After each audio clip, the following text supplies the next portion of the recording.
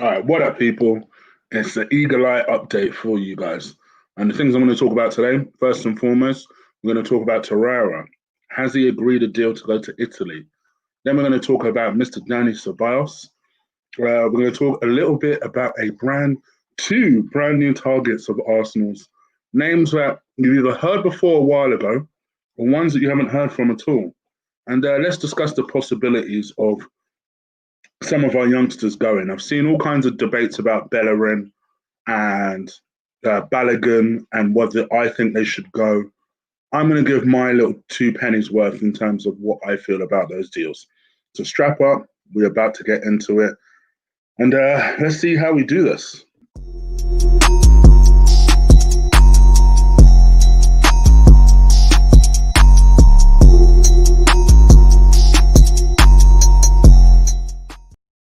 All right, what up, people? It's your boy Chig from Guna Eagle Eye, coming to you again with a brand new video. This time, it is Eagle Eye, the transfer rumor show, where I talk to you about rumors and news surrounding the Arsenal.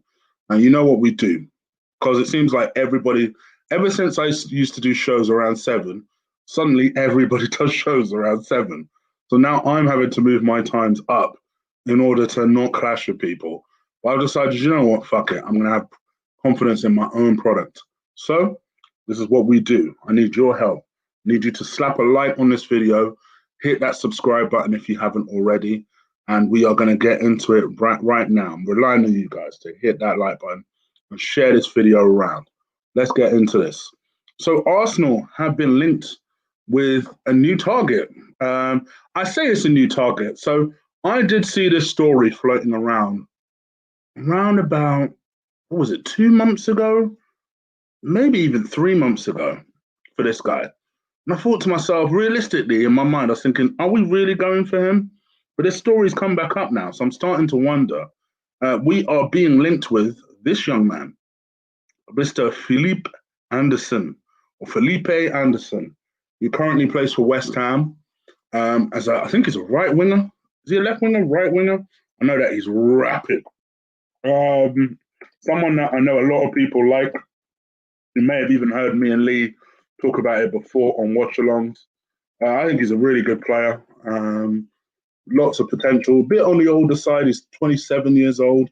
Say on the older side. It's the sort of age we're kind of targeting at the moment. And yeah, this one I am surprised about because why do we need a winger? Like it seems like ever since we bought enough wingers, all we keep being linked with are wingers. For me, I don't know what you guys seem to think about this. He's not had the greatest of seasons for West Ham. Not a lot of players at West Ham have, to be fair.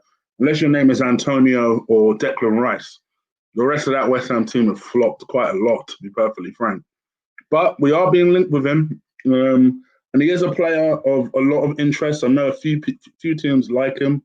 They seem to feel like he's out of reach for most people. I'm just trying to get his stats up as we speak. You would have thought I'd be prepared.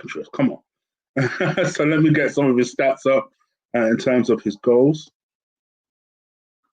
Do you know what? Every time I go on Transfer Market and interview players, it's so annoying. Right. So that's his whole career.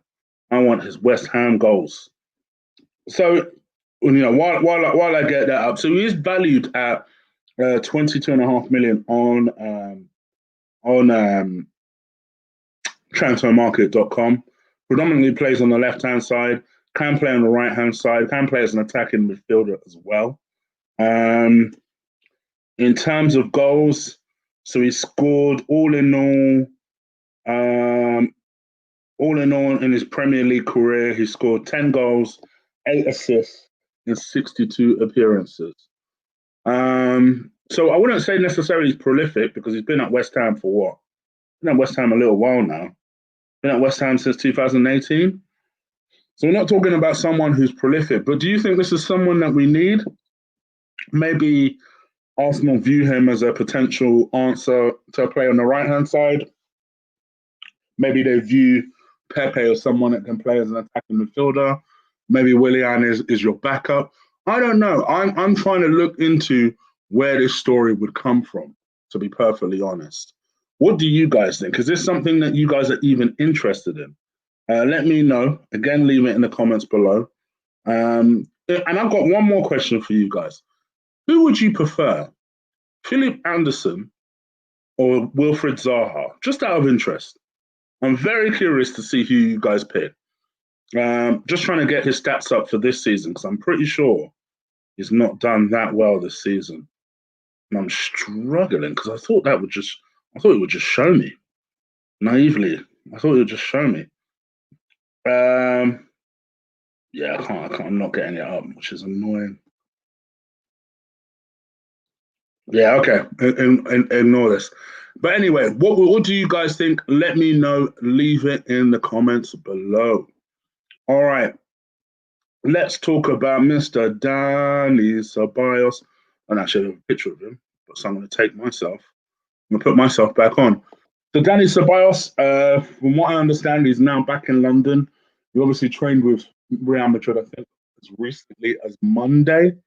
All the paperwork and everything is signed. But as pretty much everywhere bar Turkey, it seems, everyone is going through a little bit of a quarantine period when they come back into the UK. So if you come back into the UK, you have to be under a 14-day quarantine period, which obviously means that rules you out of potentially starting the season, which is causing us a bit of a problem because, I'm going to talk about the Torreira deal in a minute, but when you consider that there's a Torreira deal that potentially is done, we don't really have a lot of midfielders around. There's Joe Willett and there's Granit Xhaka. Outside of that, you've got a Guendouzi. Don't know if you want to you want to bring him back into the fold and bring him back into the team. You've got El Nene, who you would hope would have been gone by then, but maybe Arsenal might choose to hold on to him for the first couple of weeks and then look to move him on. But it's pretty interesting that obviously we've got some conundrums and some headaches to contend with. But what would you guys do in terms of the Ceballos situation? Because like I say, he would be coming from Spain or one of the countries where you have to quarantine yourself after in a 14-day period. But from what I understand, paperwork's done, medical's done. He did his medical, I believe, today and was under supervision, much in the same kind of style as Gabriel. And it's just a case of now announcing that deal. From a positive aspect, listen, you guys know I was pretty skeptical about Dani Ceballos early on in the season. I just think, he did so much spinning around the world, Kylie Minogue style, but no one really understood where his position was, what his best positioning was. I think a lot of us expected him to be more creative in a very classic sense, and that never really transpired. And then Arteta, and I'll give him credit for this, he put him in a position of the Torreira position. I was very unsure about that, but it seems to work. Dani Ceballos does a lot of Granit Xhaka's running for him. He's very tenacious. Doesn't mind putting a tackle in himself, which I like. And actually has made that role his own. I think most people's dream midfield situation now is if you put Thomas Partey anchoring the team, and then you had Ceballos on one side, and then you had an Aouar on the other side, as two kind of creative guys who can put a foot in, as well as your Thomas Partey. And I think that's a situation that suits a lot of people. But I guess, what do you guys think? Is anyone really excited by this deal? I'm happy he's coming back. Because I think, yes, you could argue that there are other options out there that are better. But to be honest with you, he is someone that at least Arteta can trust. And if Arteta can trust him to perform to the very best level he can, not that, and he has been one of Arteta's better performers during the close season. Great. It can't stop here, though. I've said for a long time, I think Arsenal's midfield is one of our problem areas. It always was, in my opinion, defensively, but now creatively, I think that situation is going to become a bigger problem. And this is the reason why you find that there's so much lack of goals in the team, and there's so much pressure on the wingers to try and do something. And that's why people are snarking when they hear that Pepe scored 8 goals and 9 assists. It's like, that ain't bad for a winger, considering no one else is doing anything. So I think that it just bring an extra bit of dynamism. This is why I was a big fan of bringing Szoboszlai in, because yes, all right, it's a lower league quality, but he's someone who freely scores from midfield, and we need scoring midfielders in the team. Danny Ceballos, I'd like to see that element added to his game. Definitely would like to see him score more goals, particularly as someone that does take a lot of set pieces. Really should have more goals to his game. I think Aouar, even though I don't think Aouar is particularly prolific, I don't think he's necessarily a slouch either. I think the plan is to develop him into a bit of a number 10. I think he can do it. I think he's such an excellently and technically brilliant player that I think he can do it. Is he a Kai Havertz? No, in terms of goals and creating and that. But I think he's going to give us an extra bit of dynamism that the team needs. When I look at our potential team and what it could be, I'm really quietly excited. I'm excited. But I guess, what do you guys think? Let me know. Leave it in the comments below. Let's talk about Lucas Torreira. So Lucas Torreira, his loan agreement has been agreed with Fiorentina. It seems like Fiorentina were the ones from jump that said, listen, not only are we going for Torreira, we're getting him. They were aggressive from jump, whereas Roma were a bit like umming and ahhing. AC Milan were a bit umming and ahhing. Torino were a bit, were kind of strapped for cash. Napoli were kind of umming and ahhing as well. Whereas Fiorentina said, no, we're getting him. My disappointment with this deal, so just to let you know, the deal essentially is an 8 million, I think it's euros.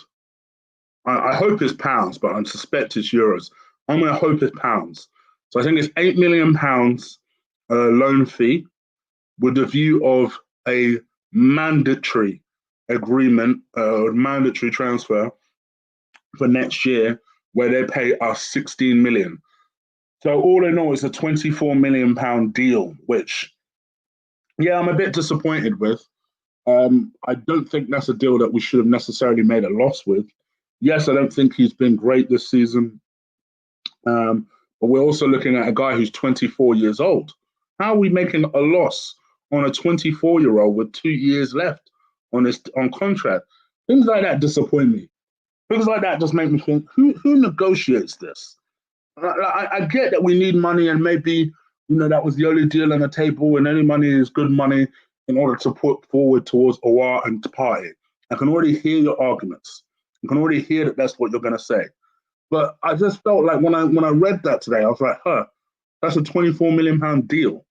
Is that it? Is that all we could do? I'll be honest, though, part of me was a little bit disappointed to hear that. I felt like we could have done better. I felt like we could have pushed that a little bit more, even if it was just a 30 million, man. But yeah, it is what it is. What do you guys think, I guess, is my question for you. I see some people saying it's 7 million. It's whatever you guys have read. From what I understand, it's an 8 million deal, 16 million on top. That's what I've read. I'm going to go with that. So anyway, it is what it is. I'm a bit disappointed about how low the figure is, but I think Arsenal just need anything through the door at the moment in terms of cash, so they've opted to go for this. But that looks to be agreed and done. The only thing that needs to be done is it needs to be greenlit by Arsenal. Arsenal are holding fire on that because they just want to make sure that they get some midfield options through the door, which is why you're going to hear a lot about Diawara in the coming weeks. Diawara was someone that we considered swapping with Roma for, where they get Torreira and we get Diawara. He's someone who's a good midfielder, 24 years old, plays as a DM, has a lot of talent. People had a lot of high hopes for him. The problem is for him is he gets picked up a lot of injuries. And he is someone who people worry about in terms of the injury, how many injuries he tends to get over the course of a season. So that's the thing that people do worry about with him. For me personally, I wouldn't like to get someone that is injury prone. I will say that. but I also am not against having two defensive midfielders in the team. You know, I like us having midfield defensive options, particularly if your plan is to let Guendouzi go, who I'll come back to shortly, and your plan is to let Torreira go. Yes, I get that Granit Xhaka is still lurking in the background. He also got this Switzerland captaincy. Congratulations to him. But I think, I think from my perspective, having a couple more defensive options, bringing in a creative option like an Aouar type, and then you're promoting Smith Rowe. You've still got Willock there. I think you're set midfield wise. That's kind of the way I look at it. What do you guys think? I guess is my question to you. Let me know. Leave it in the comments below. All right. Let's keep it moving. Let's talk about Guendouzi. So Guendouzi is one that Arsenal are worried about. They think that they're not confident that they're going to be able to move him on, which is a bit of a concern. They have this real concern that they're just not going to be able to move him on because the interest that's in him is very circumstantial. There's no real concrete interest in him other than Villarreal, who's obviously Unai Emery's new team. Emery is very keen to bring him on board. To be honest, it's a move that makes a lot of sense. Him to Villarreal and him to Lyon are two teams that if I was Guendouzi, I'd seriously consider. What he's waiting on is the likes of Barcelona coming in for him. And obviously Barcelona, they're trying to ship out all sorts of players. There's a belief that he thinks that because they're shipping out all these older guys, they're going to be looking on newer guys with talent. And one of the people that they feel that, or that Guendouzi's team feels that they'll be looking at is Guendouzi. For me personally, if I'm him, I'd choose a little bit more sensibly. But I suppose it also takes Lyon wanting him. That's the other thing I would say. But yeah, it seems as though the Guendouzi thing, where I think all of us hoped he would bring in £30 million or so, it looks like the likelihood is he'll probably go out on loan to Villarreal. And what we're hoping is almost a similar deal to the Fiorentina one for Torreira. It's a shame that we can't seem to sell these players, but they're on high wages, and I'm sure that plays part of the problem. But again, what do you guys think? Again, let me know. Leave it in the comments below. I'm going to also talk about Hector Bellerin.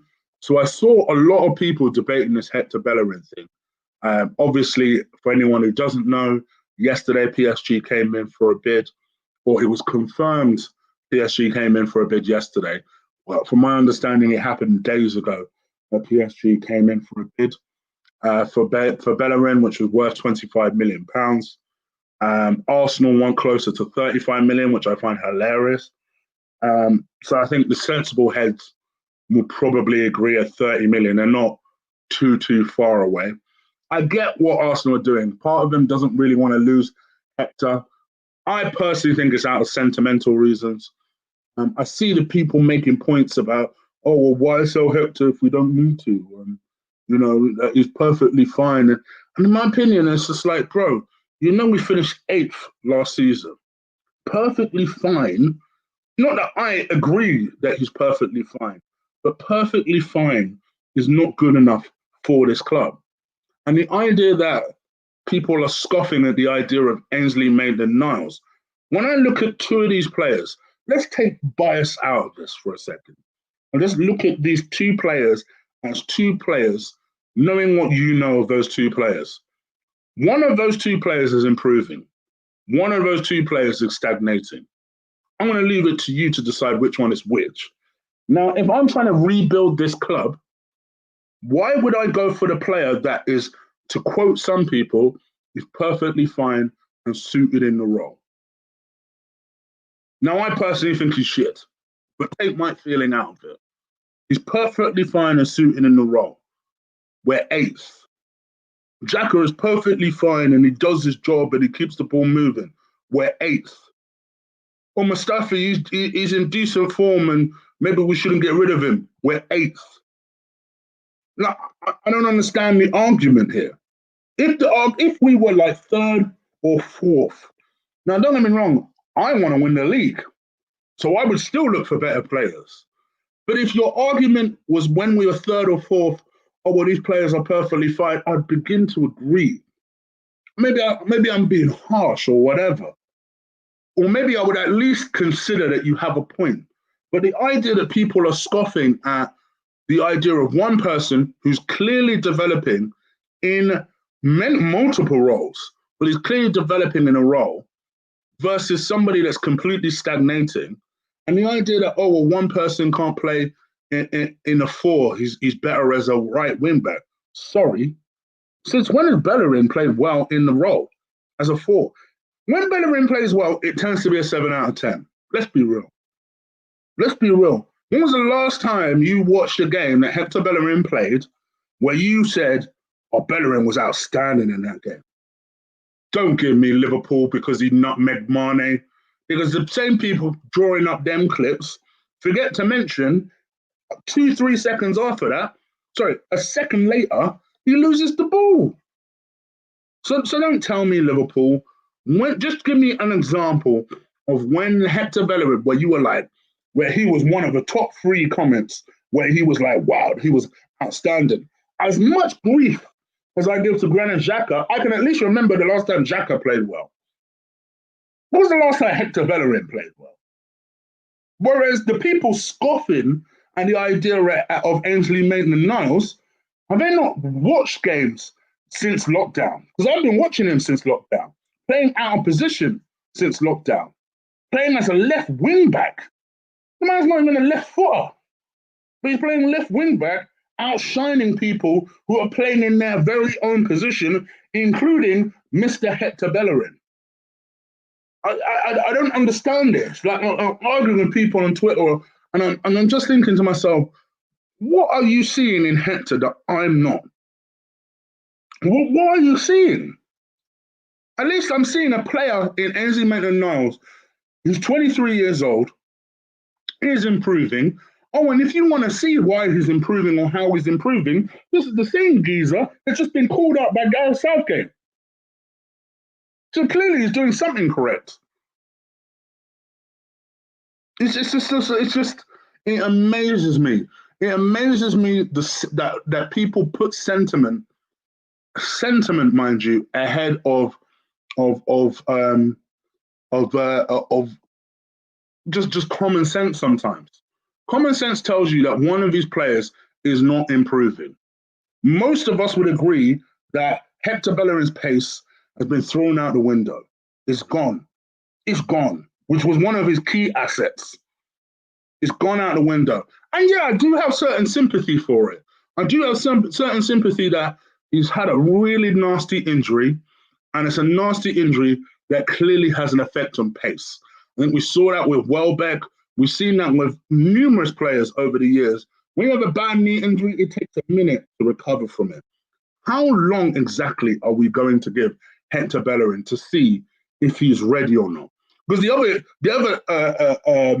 other points that people are making is, oh, well, he's had such a nasty injury. Can't we wait a minute to see how he develops? How many appearances has Hector Bellerin had? What are we talking about here? You know, at least when people tell me that, oh, I'm wrong for feeling the way I feel about Suarez, right? Even though I don't particularly agree, fine. I can understand that the motherfucker hasn't had enough appearances for Arsenal to really make a concrete opinion on him. Fine. I don't agree with it, but I can at least accept that argument better. With Hector Bellerin, we ain't seen improvement. We're not. Yes, he's growing into a full young man who clearly cares about the environment, who's vegan now, and does all sorts of things outside of football. Fan-fucking-tastic. Selfishly, all I care about, shut up. Shut up. There's a cat, go chase it. All I care about is what he does for Arsenal. That's all I care about. Other than that, I could not care less what he does outside of him. I'm sorry if that sounds bad. I don't care. I care what he does on the pitch first. Everything else is fine and dandy. What are you doing on the pitch, though? Because every time I see a comment About Hector Bellerin and football, it's, well, football's not my first concern. I don't really care about it. Certain people want to win too much, and I'm not really bothered about winning. Then cool, try and pull that shit in PSG and see if you'll be cool to get away with it. But then meanwhile, people want to shit on the guy that's trying, that's giving his everything. That even said, even after being told, your boy, you're being placed on the transfer list, my man pulls out a man of the match performance and says, listen, if it's up to me, I stay at this club because my heart is here. That's what I want to see in my fucking players. Well, I don't want to see, oh well, if we win, I guess I'll plant some trees.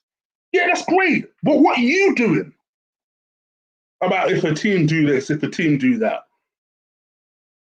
It's just it's for me sentiment. Funny enough, it's ironic that root cause is because this was the phrase I was looking for. That root cause comes out with this. It's sentiment is the root cause of why we're eighth. It is the root cause of why we're eighth. Because people don't want to get rid of people. They don't want to be ruthless. They kind of err to the side of all bullshit. Which brings me on to flipping Balogun. I've heard arguments today on Facebook of all things talking about people that are that think that Balogun should stay at the club are stupid and they're allowing their judgment to be ruled by Nabry and this, that, and the other. Sometimes it's not. Isn't it possible that talent is more obvious than other talent? For me personally, I've gone on record to say I don't think Eddie will make it. I'm not as harsh as other people. I don't think he's a particularly terrible player. I think he would make a really good championship player. I've actually compared him to Dwight Gale. Dwight Gale is an excellent championship player. For whatever reason, whenever he comes to the Premier League, the boy chokes. But when he's in the championship, my man bangs in goals. That is the picture I see for Eddie Nketiah. I think he works hard. He's very tenacious. He's got a little bit of speed to him. But as soon as he comes, when it comes to him and goals, I don't see a natural finisher there. I've seen Balogun play as a youngster. You guys know, sometimes I do have a small bias to the British Nigerians in the team. So I have more of an invested interest in them. So I see that progression. I see that talent. I can see that finishing ability. I'm not going to try and tell you that I saw that in Benacia or whatever his name is, the midfielder that went to AC Milan. I'm not going to tell you I saw that. Yeah, I saw a little bit of talent in Jeff, but again, I'm not going to tell you that I saw that in Jeff. I did see that in Nabry. Personally, I wouldn't have sold Nabry, right? But it's the same people making arguments that, oh, well, Arsenal can't just spend. But then you aren't looking towards the assets you do have and giving them a chance to play and show that they are better than some of the players you have up there. To me, the mind boggles. Because on the one hand, you're saying, well, we can't spend our way out of this issue. But then you have assets like your Balogun who you're not prepared to try out. That doesn't make any sense. That don't make no sense.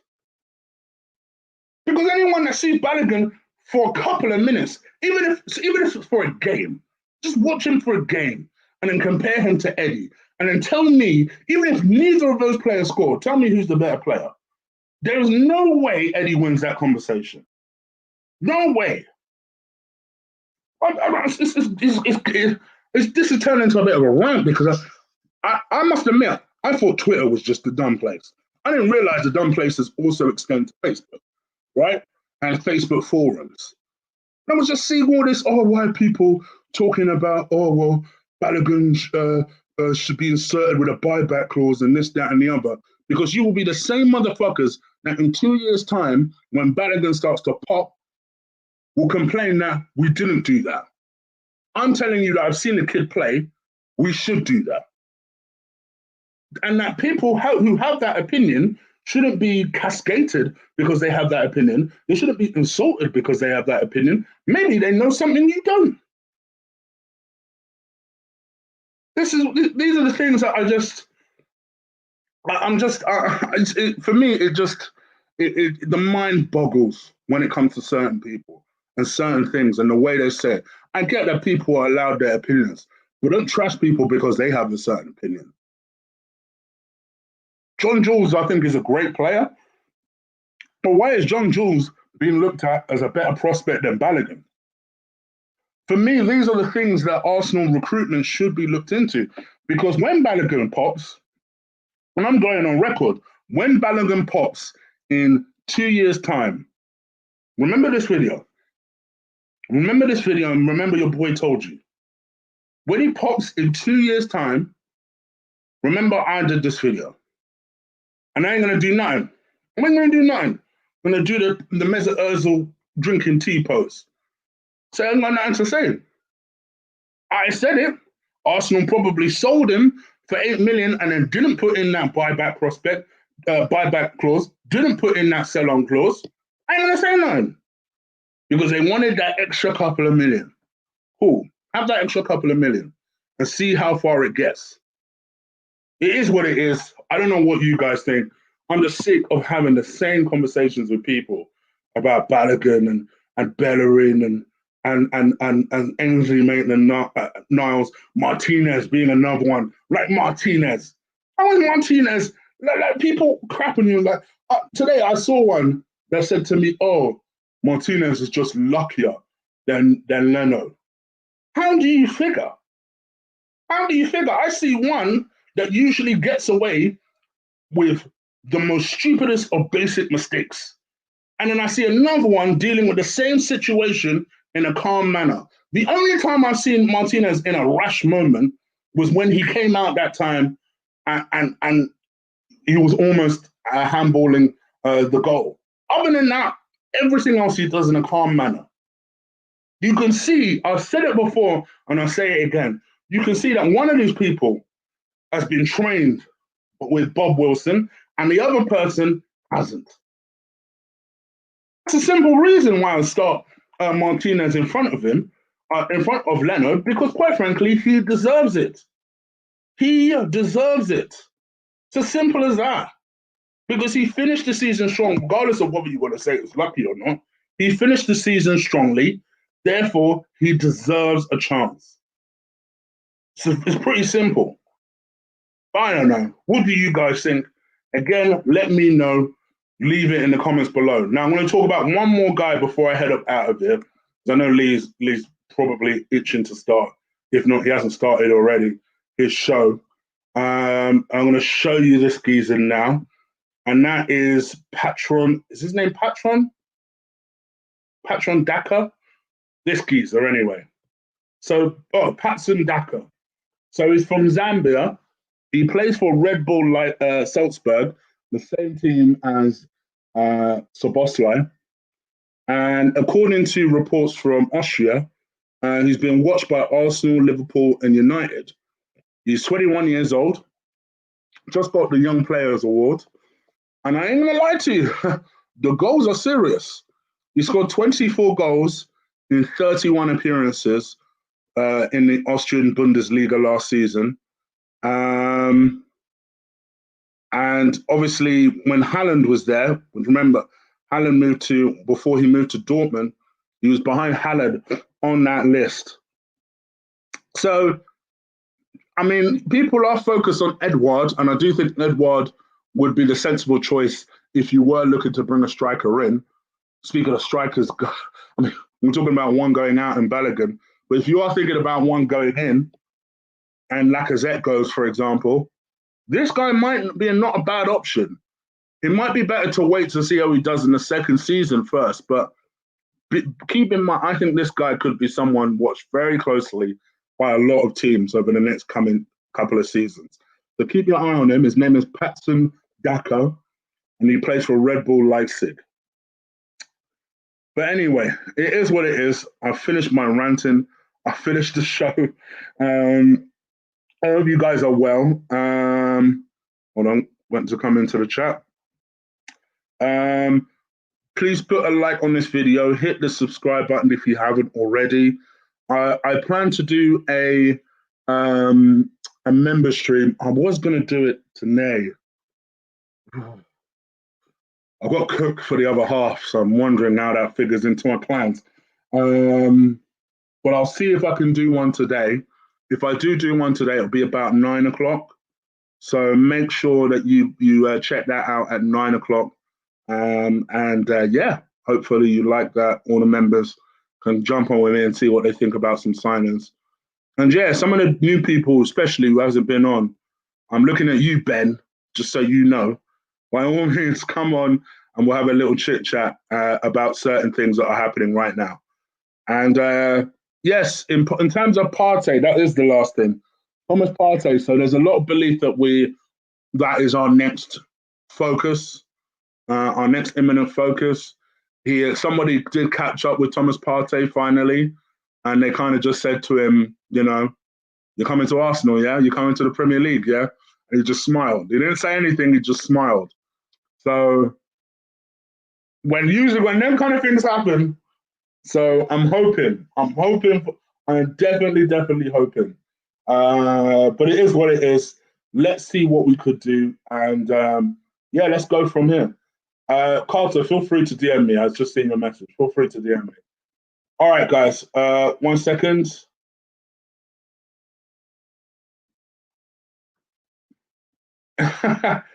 See, this is the kind of thing I'm talking about.